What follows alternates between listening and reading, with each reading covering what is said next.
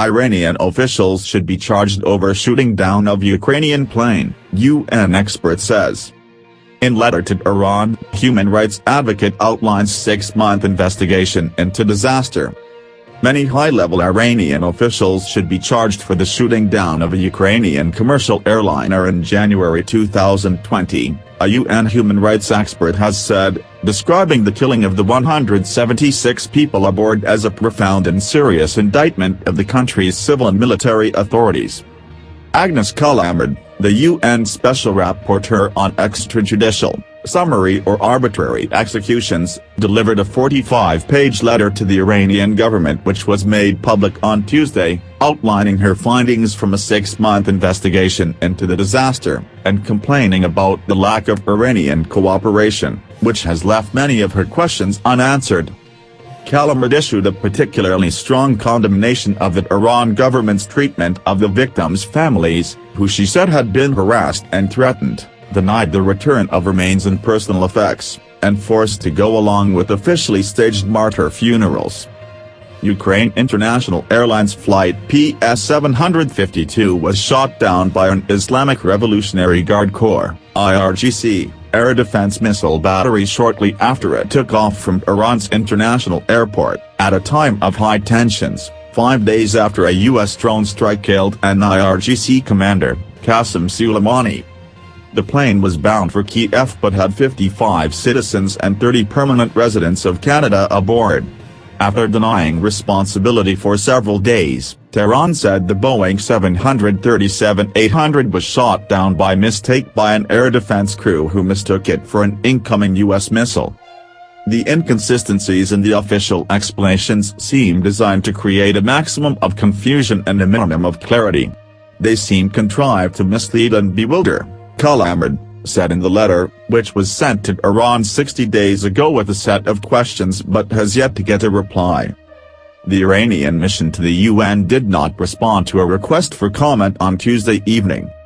At best, what we have here is an extraordinarily incompetent succession of actions, to such an extent that they would be, in my view, in a criminal court, be described as criminal and reckless, Callamard told The Guardian. She added that the downing of the plane was a profound and serious indictment of Iran, both military and civilian authorities, in terms of the violations of their human rights obligations.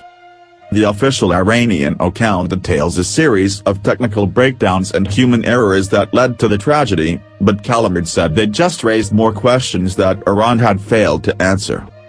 For example, the official account said the mobile missile unit that fired the 2 Russian made-to-war missiles that brought down the airliner had not been properly calibrated, so the radar systems showed the aircraft as incoming rather than outbound. Callamard said she had not been given any explanation as to why this miscalibration happened, why it had not been detected, or why it had led to the missiles being fired. It was also unclear why the crew had not followed standard operating procedures that would have prevented the launch, why the airport had not been closed at a time of high tension, and why the investigation was botched. The crash scene was looted and bulldozed before international inspectors arrived.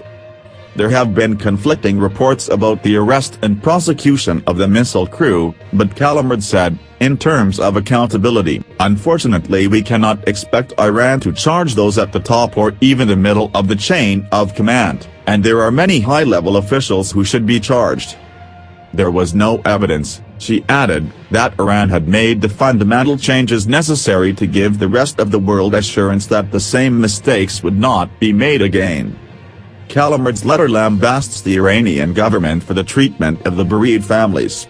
In many cases, personal items went missing after the looting of the crash site and baggage. Iranian officials sought to coerce families into publicly declaring their support for the government or risk the non-return of their loved ones' remains, the letter said. Many families were reportedly also denied private funerals. Victims were declared martyrs who died for their country. As a result, funerals were heavily controlled. The inscription "Congratulations on your martyrdom" was placed on the coffins of the victims against the wishes of the families, the letter added. Families in Iran and Canada, it said, had been received death threats for being critical of Iran. Calamard told The Guardian the treatment of grieving families was cynical, cruel and criminal. She said she hoped that international efforts, in particular by Canada and Ukraine, would not be bought off or held hostage by the desire to salvage the 2015 nuclear deal with Iran.